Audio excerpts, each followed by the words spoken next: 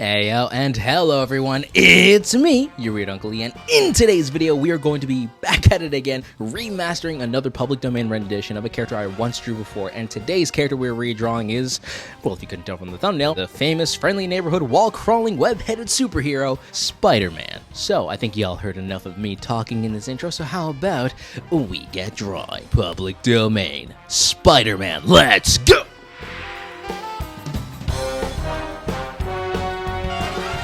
And we begin the designing process. Now, when it came down to designing this character, I have drawn him before, and I was trying my best to actually go on a completely different direction. So, for starters, I obviously tried drawing out the body, and I will admit this first part of the drawing, I was not really feeling it. The vibes were off, the body proportions were relatively off, the legs were too thin, the arms were too thin, the body was too widened, but obviously you can see that I'm going to be adjusting those later throughout the entirety of the process. But you start noticing that I try to implement web patterns onto the costume, but where the web is actually central to the chest. Over that, I was like, I was thinking about it, not really my most favorite concept, so instead I tried playing up to the older idea of it and doing like a one piece, like a leotard looking kind of a thing, where the, in this case, the yellow color would actually just be from the chest down to the, I guess the pants, or it makes it look like he's wearing underwear in a weird way, like classic Green Lantern style, if you will, where it's like black on the arms and the legs kind of a thing. But it really wasn't hidden as much, and I mean, I tried to an extent. The only difference in this design overall is just the eyes, honestly. I played them up to be a lot more rounded out and a little bit more cartoony, so in the off chance I ever decide to implement, this character in a comic and anything like that, I can actually play with the eye shapes. So one of my favorite aspects of Spider-Man media is that they get to play with that kind of concept. Shows the emotions and stuff, which to me is a really interesting aspect of this. And diving into it, you started noticing that I'm actually trying my best to use as little lines as I possibly can for the webbing, because when you're designing a character, you want to obviously make sure it is simple enough to draw over and over and over again. Now, for some of the web patterns, it's not that difficult. And again, you can see that I'm trying to implement white and stuff like that, and I think I kind of got something down, but again, I wasn't really kind of vibing with it. I feel like the white would have been too much, and even if I was to draw this as an actual comic book character, or like repeatedly over and over again, I would be giving myself a run for my money, and it would have been very, very difficult.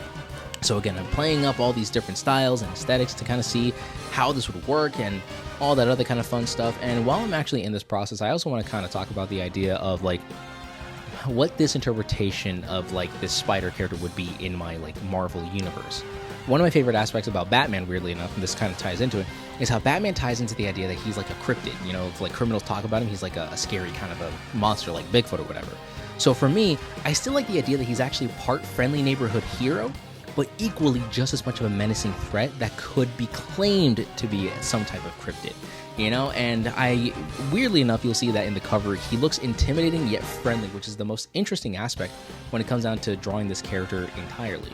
But you start noticing now that I kind of stuck with the original concept that I had in mind, and I mean, overall, the design itself was pretty self-explanatory. I mean, the design was very simple, it was to the point, and I actually liked the way that this came out overall. Again, I didn't want to overcomplicate the design, because by doing that, I would make it harder for me, especially when it comes down to repeatedly drawing this character over and over and over again. That's the last thing you need to do. Again, when you're designing comic book characters, you want to make sure that you're designing them as simple as you can, or at least to the point where you're not going to stress yourself out having to draw them a billion times over, because trust me, you're going to have to draw this character thousands of times, especially if you're trying to make this character over like the course of many different books. But that's just my thought process on the entirety of this whole character and whatnot. But what do you guys think of this rendition of the new and improved, well, Ultra Comics original take on the arachnid, the spider?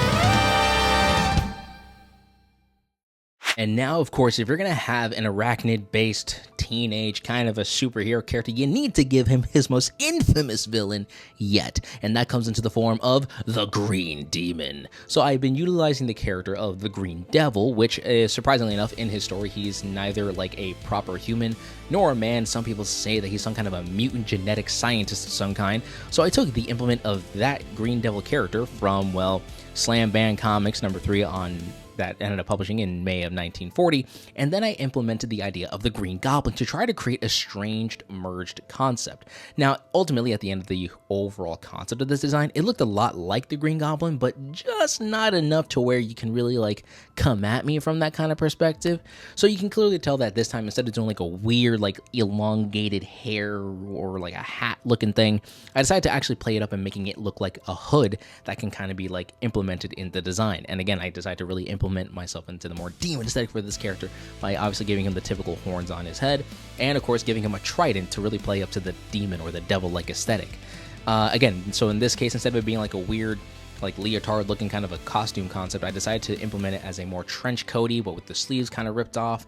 And of course I had to give him this sinister goblin-like smile. Again, it's like one of the most defining traits for the Green Goblin, if you will. And I feel like, again, kind of like how there's a Batman, he has his Joker, and for my Spider-Man, he has his Green Goblin. And this is the very unique dynamic that I like. I love like the serious hero, but also the comedic villain. But with Spider-Man, he's like a comedic hero with a comedic villain, and that's actually where there's a lot of fun confrontation there.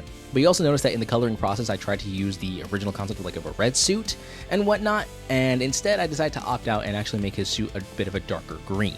Again, really playing into the green demon-based aesthetic. I know that with Green Goblin, he's also wearing purple, but I really kind of want to stick with the idea that he's going to be an intimidating, green-based character. Plus, he looked more like an evil elf rather than a goblin or a demon of some kind.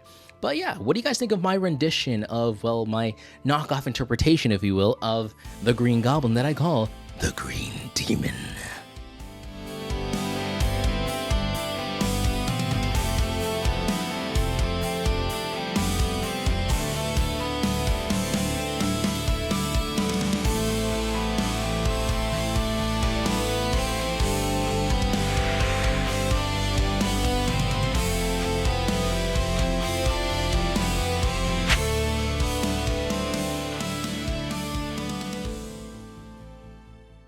Weirdly enough, I haven't done a midway point in any of my videos as of recent. Should probably fix that. Anyways, if you made it this far into the video, make sure to comment some variation of something spider related or something green related in the comments down below, again to let me know that you made it this far into the video. And heck, while you're down there and you're really liking what you're seeing, you might as well give this video a good old like. And heck, if you really want to enjoy more content like this, you might as well hit the subscribe button. So how about we get to this spectacular comic cover and story. Mateo Maddox has always lived in someone else's shadow. His sister, Isabella, she was bold, admired, and adored, while Mateo lingered at the edges. He was quiet, bookish, and too timid to push back when others took advantage of him. Most saw only a pushover, the forgotten Maddox. But to Mr. Johnson, his science teacher, he saw more. He often reminded Mateo that the smallest and quietest things can shape the world just as a seed grows into a tree. Johnson's encouragement drove Mateo to wander away from his classmates during a school field trip to a government science facility. Mateo stumbled upon Project Kingdom in the restricted wing, a chamber filled with engineered creatures made stronger than nature intended. Among them was a pale, unnatural spider, writhing with unsettling vitality. Against every warning voice in his mind, Mateo leaned closer, and when the creature slipped free and sank its fangs into his flesh, the act was as swift as it was damning. Like Adam reaching for the forbidden fruit, Mateo's curiosity gave him a new awareness and a curse. The venom carried with it the instinct of a swarm, and his body soon broke beneath fevers and hallucinations, and the sensation of skittering legs beneath his skin. He was not the same when he rose from that torment. His senses sharpened, his body transformed, his hands weaving silk from shadows. Fate's actual test came soon after. One night, Mateo froze as he witnessed a mugging in the dark. Fear chained him to the ground as it always had, until he saw the victim's face. It was Mr. Johnson, and he was bleeding out. The teacher who had believed in him clutched Mateo's arm as he went to him and whispered a final commandment. The world doesn't need bystanders. It needs defenders. Those words branded themselves upon Mateo's soul, heavier than any venom, a charge left by a martyr. The timid boy he had been was gone. In his place rose something new. If anything, you can say he was reborn. Cloaked in silk, in shadows and vengeance, Mateo became no longer the forgotten Maddox, but an avenging figure who struck at predators like judgment from the dark. to the people of Cresposville, he was a whisper, a legend, a warning. To Mateo, he proved that the weakest of vessels can be remade into a weapon of deliverance.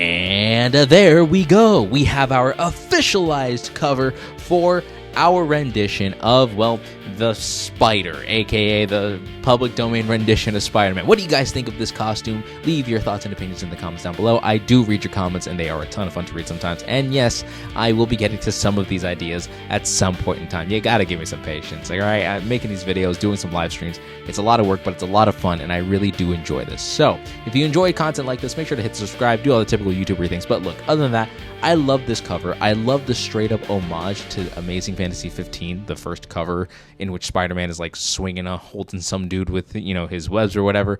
This here is like paying homage to that, but doing it in a way where it's its own thing. And to that, I really enjoy this cover and whatnot. And heck, even the story, even adding some biblical elements in there is still a ton of fun and actually making the story a lot more livelier. In a strange way, it made this spider-adjacent character more haunting than heroic, or a bit of both. What do you guys think? Anyways, look, I'm gushing way too much about this particular character and all this other kind of fun stuff, so honestly, I think I should pretty much end the video here. So to my fellow weirdos out there, make sure to follow these 3 simple rules. Always remember to stay awesome, stay weird, and keep life to the easiest. Never forget that art inspires all, but you can inspire more. And always remember to stay ultra.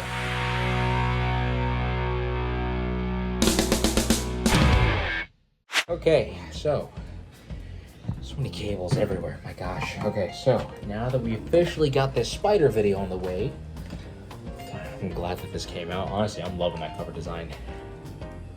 You know, this actually reminds me, there is a character I really do want to work on, at least individually, though he's a part of a team.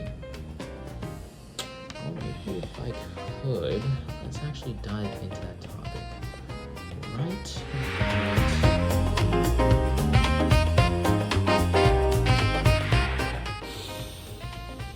Oh yeah, this is going to be one of my favorites. I'm not gonna lie, I think this is gonna be a pretty interesting video. Okay. Now this is gonna be an awesome video.